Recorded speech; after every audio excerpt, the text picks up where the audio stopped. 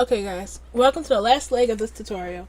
So we're going to show you how to texture your garment um, using Photoshop and some other stuff. Well, actually mostly just Photoshop. Now I know I said I was going to show you how to texture, but I'm not going to use Blender to do it. I know you can texture using Blender, but I've never really got a good result out of doing so.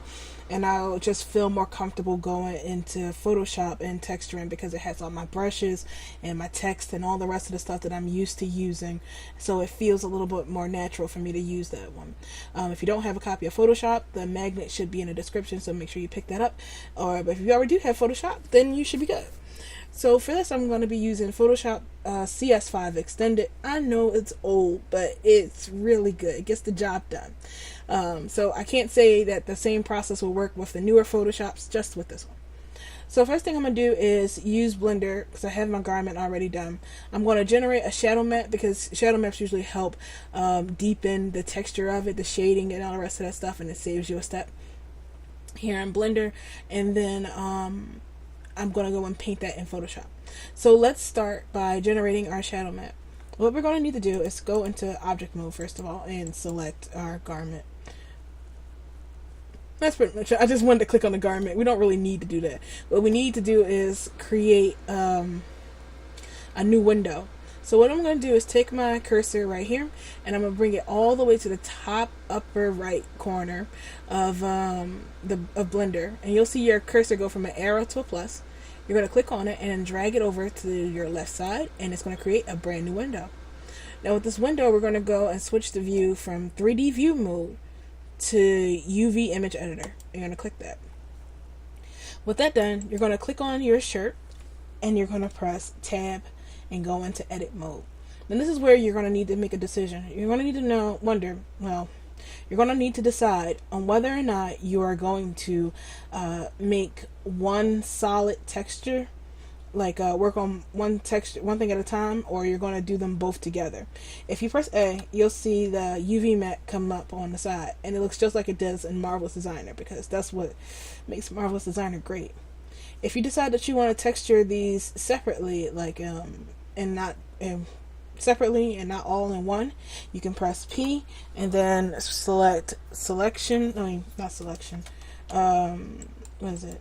tab and press L and select your garment piece, and then press P and then selection, and then you'll have them both.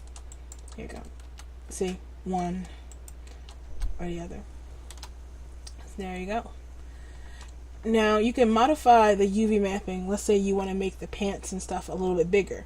Just hover your mouse over the UV island, hold down shift, and then press L again, and you'll be able to select multiple pieces at once. And just like in Blender, the 3D side over here, you're going to press S and you can scale it, or you can press G and then move it around, and you can really set it the way you want it to be. If you like it the way it is and you don't want to touch it, you don't have to touch it. You can just leave it as is. Another thing somebody showed me was you can just press packed islands, and I always get a fun result when that happens. Or I just usually just manually stretch them up and then press G. Is it Z removing the X's? GX? No, GY. There we go. And just move them up a little bit. So it's a little bit bigger than it was before. So I'll maybe be able to get a better print. Now, one thing you need to keep in mind is when you are editing your UV islands and all the rest of that stuff, you're going to need to export it. Let me say it better than that. You're going to want to edit your UV islands, if you want to, before you export your garment for in-world wearing. If you modify your UV mapping after you export your clothes, then the textures that you make on this modified version will not line up with the version you had in world. So you're going to want to make sure that you do your texturing and editing stuff before you export. So hopefully that made sense. So I'm gonna press I think the shirt and stuff is fine. I always just make the pants bigger because it's always small. So once we have what we want done, I'm going to start with the shirt. Press L over top of it and select it. Then I'm going to create new, and I'm going to input the value of 2048 and 2048. By default, it's like 1024, but if you forget to put 2048 in there, you can just put 1024, hold down shift 8, and then press 8. What is it? Asterisk? Asterisk. So you're basically saying 1024 and then times 2, and it will automatically fill it out and make it 2048 for you. So hit OK, and we're just going to zoom out, and it has a new map. Oh, I forgot to name this one so we can keep up with it, but I guess it's fine. So now that we have our baking sheet, we're going to start the baking process. So to bake our shadow, we're going to drag this over, this little window thingy over, and we're going to select the world. It's this little globe thing. And you're going to check this box that says ambient occlusion and multiply. And then the samples, you're going to scroll down a bit till you see samples. Now, some people will say 20 is the good one. That's what I learned it. That 20 was the magic number. The higher you are, the better quality it will be. The lesser the number is, the lower quality, but faster the render will come out. It'll be more grainy and so I like to keep it on 20 because that's what I have. So once you do that, you're going to go over to the render panel, which is the little camera, and you're going to switch it from whatever it is on to ambient occlusion, and then you're going to press bake, and you're going to keep your eye up here and wait for this little bar to start going. And depending on how strong or fast your computer is, it may take a minute, it may take forever. So we're just going to let that bake, and then we're going to come back. I'm going to pause it real quick, and then we'll come back when it's done baking. Okay, so I actually ran into a little problem, and I want to show it to you. While baking, besides it coming out red, and that's my fault because I forgot to turn the material color back to white, I got this weird baking thing. I don't know what causes this. I've only ever encountered this when I was working with the Solarian. So I found out that it's a lot easier, to get rid of this problem if you bake on the clothing layer, because you see how I have different layers down here, how I have the body layer, the bones layer, and then I have my own special clothing layer. Well, I'm just going to bake with the clothes away from the body and then try that again, but this time I'm going to change the color from red to white. So alright, let's try that baking again. Also, I reduced the samples down to 10 instead of 20 just to speed things up for this.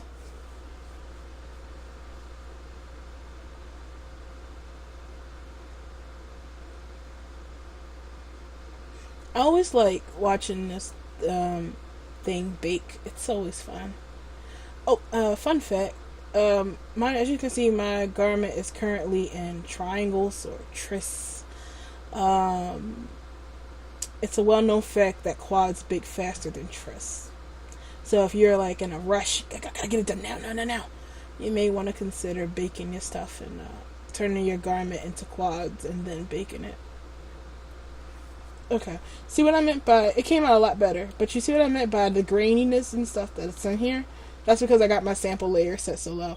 So if I was to go back to the world, and turn it back up to 20, I think 22 is the magic number, not 20, and then bake it, I'll probably get a better, less grainier result. So I'm going to pause this real quick because I can already, you hear my baby blowing up.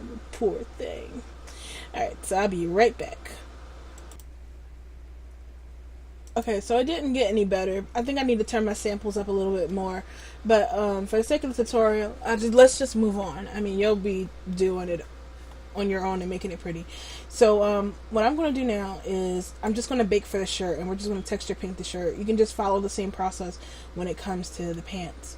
So once I have the texture, the shadow stuff baked out, I'm going to go to File, Image, and then I'm going to save as image, and then on my desktop, I like to just press this a couple times, the plus sign a couple times, and hit OK.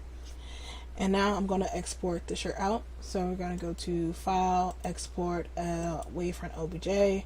I already have this saved as cat shirt, so I'm going to have the cat shirt 1. Make sure you have the selection only checked, and then hit Export. So we already have our shirt there. It should export out with it, but if it doesn't, you can just open it up in your desktop. So let's go to my horrible desktop, and I'm going to open up, double click on it, and open it up in Photoshop. Sometimes you may get the error that says this isn't the right type of document or whatever. So just close Photoshop and then click on it from the outside again. Don't try to open the garment in Photoshop. Just double click it on the outside like I'm doing now. And it should work if all goes right. Okay. So what I'm going to want to do is move this down here so you can see Pearl. We look awesome. Alright, so because I can teach you about navigation tools in the 3D painting. So up here is the positions. It shows you where it works. For the most part it works. Sometimes it doesn't, sometimes it does.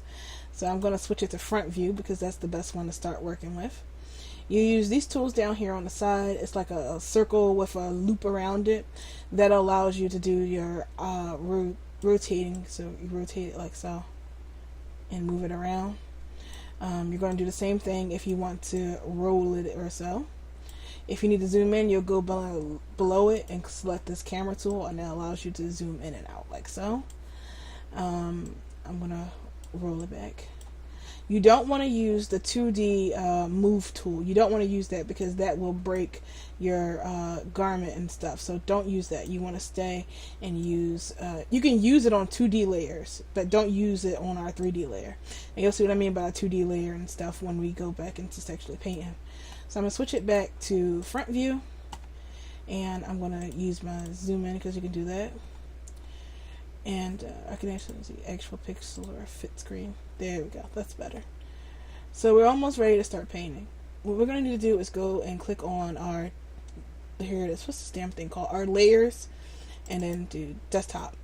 And we're going to need to do image size. Okay, so 1024 by 1024. That's not good. Let's see, where did we save our shirt? Here it is. Let's drag that texture in.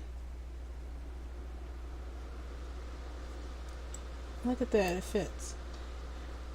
Once it's in, you're just going to pick the paintbrush, and it says place file, and you say place it. We're going to press it again and then hit OK.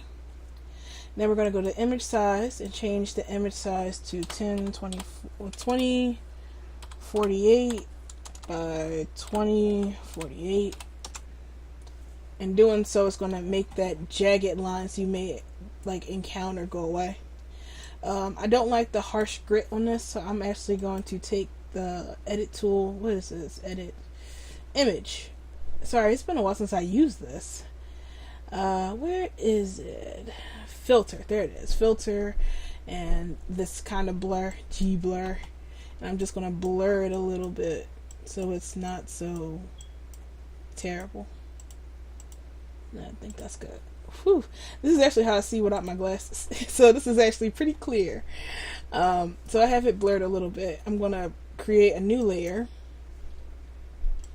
And now we're going to just close this. And we're going to say yes when it pops up. And we're going to come here into our t-shirt. So now you can just take your brush and choose whatever size you want and then start drawing on your shirt the way it is. So if we double click this again, you'll see the markings we made in the 2D and the 3D have popped up on the 2D.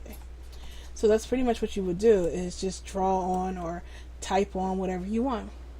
So let's make this all one color at once. And I find that you can just paint the colors you want on here and then use it as is like that. But I find that it's a lot easier to just double click on the layer down there and create, grab a color. I want it to be black. I always wear black shirts. And just paint it all black. You can use the bucket tool, but it's just a little satisfying coloring it all in like this. Kind of reminds me as a kid. So you're going to change it from normal layer to multiply. And I'm going to create another layer here just for the hell of it. Close it. Say yes. And the t-shirt will update and the t-shirt will be all black. Now let's say you want to put a decal or something on here. You can just, go online and look up one. I I like to come here to the t-shirt turtle, then grab some shirts. So you can go to any kind of shirt decal thing. I am a Jasper fan. Eat it. And I want a Jasper shirt. So I'm going to take Jasper, go back to my desktop, and where did she go? There she is.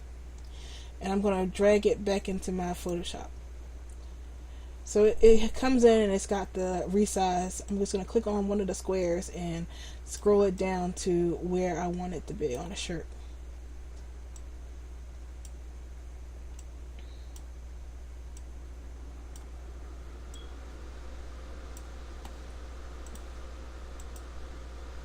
Great. Actually, it's not that great. I want to make it a little bit bigger here so I can see it better. I want to get rid of the black background. Sometimes you could just use the magic eraser. Yes. And it'll get rid of stuff like that. But make sure you get rid of the holes and the black marks in the hole, the O's, the circles and stuff like that. O's, because that happens. You don't want to have a pink shirt with black O's. So you can actually go back in here and edit again. It says free transform.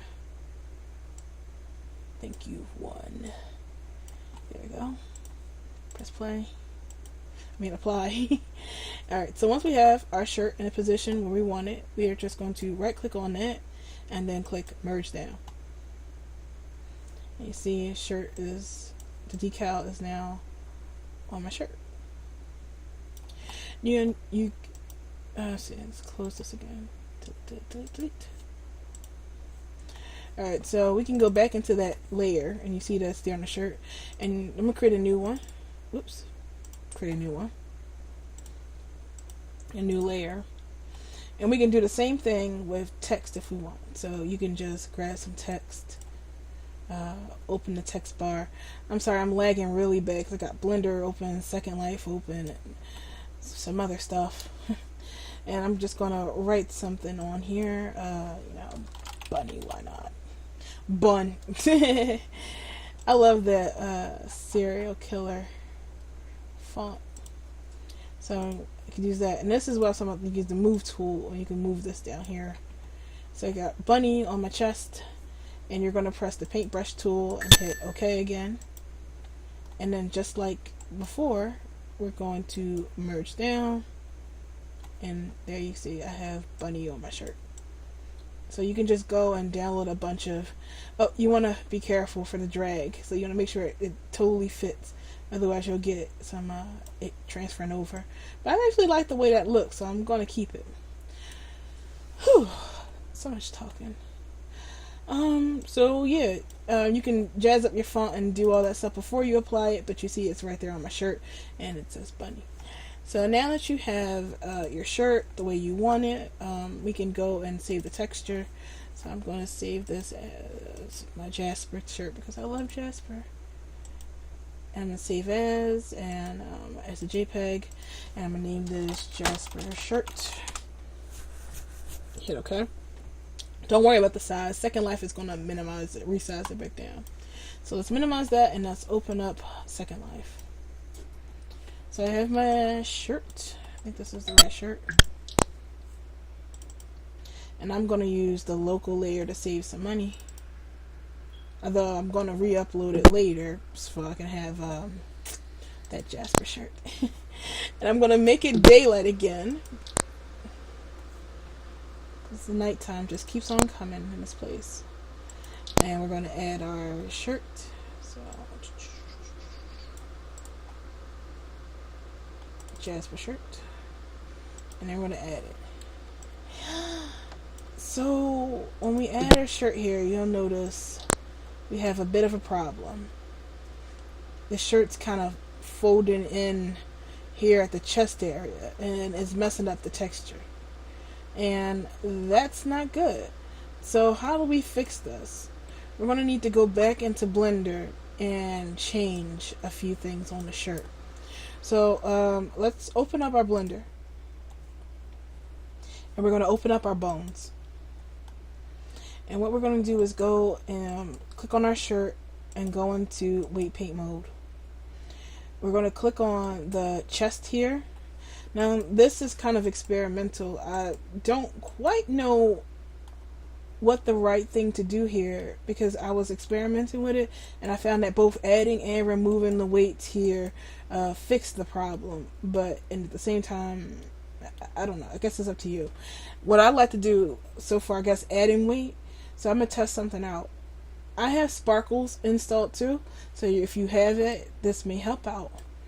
I'm going to click on the boob with the most weight, this one over here. And I'm going to scroll down into weight tools. And you're going to see this thing that says mirror opposite bones. And what I'm going to do is change it from vertex to shape and then mirror the bone. And I'm doing the same thing over here. So let's see how the shirt reacts when we export it now.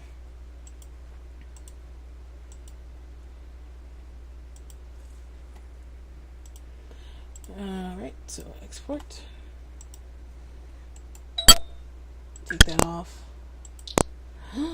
My bosoms, don't look. Alright, so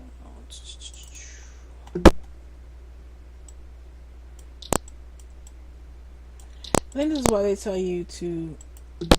Alright, hang on, that's being stupid. So let's see.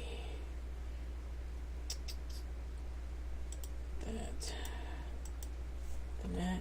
You know, I'm starting to understand what my friend was talking about when she said that the Solarian was a kind of a pain in the butt when you're working with it. I'm like, no, it's not. It's adorable.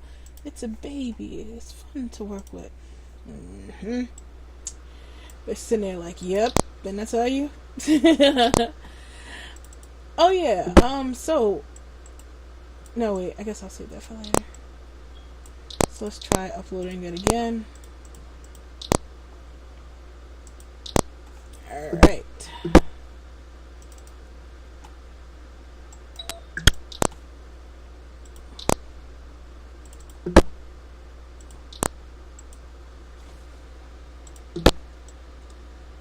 Nope, that ain't help.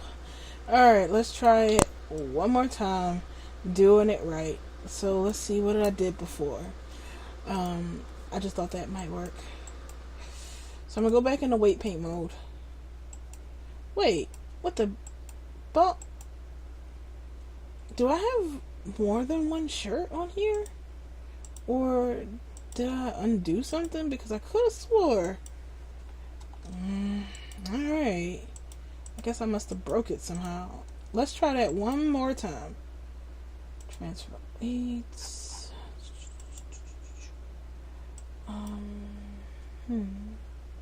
Avastar.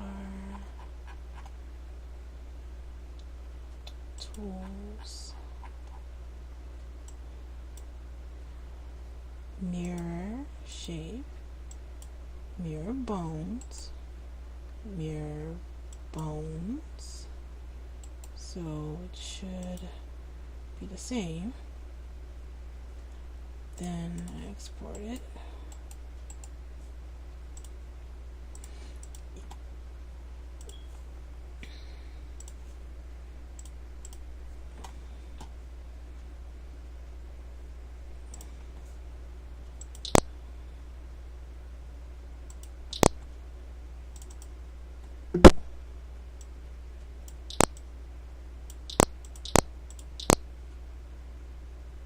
Oh, I forgot there's no texture there.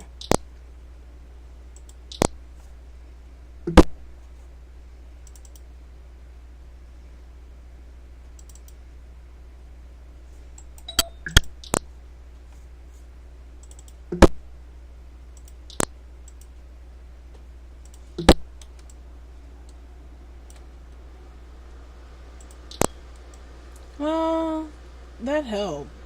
I think that's as good as I'm going to be able to get it. So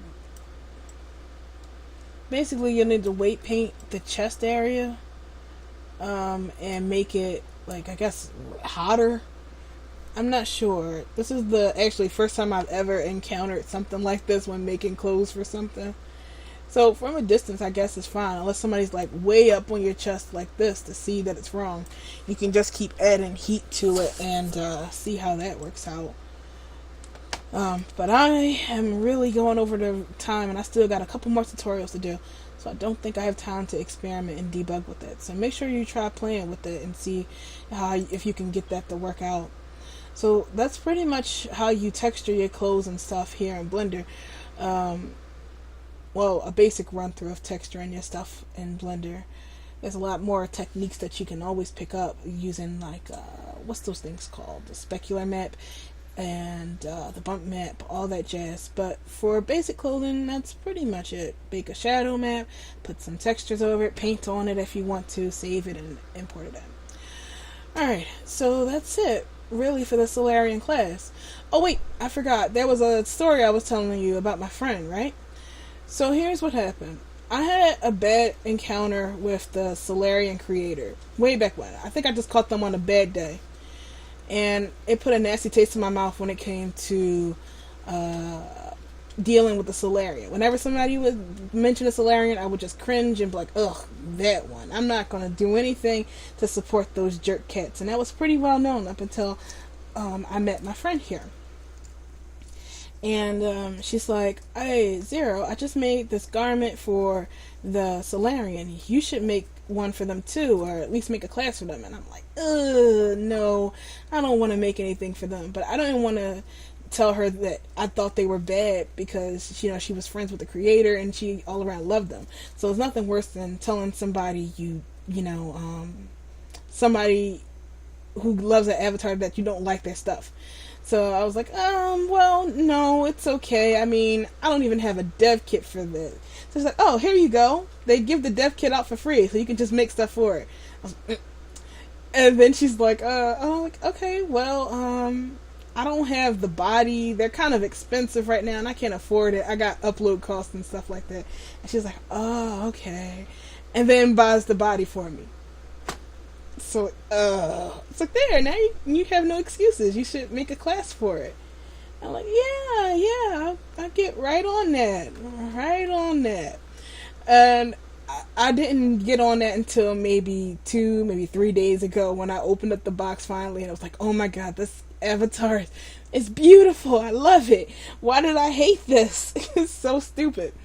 And I mentioned it to her again, and she's like, when did I do that? Was I drunk? Oh my gosh, the last time I made something for Solarian was 6 months ago. You're just now opening it. So, yeah, had I not been a stubborn butt and just opened it when she gave it to me, this class would have probably came a lot faster.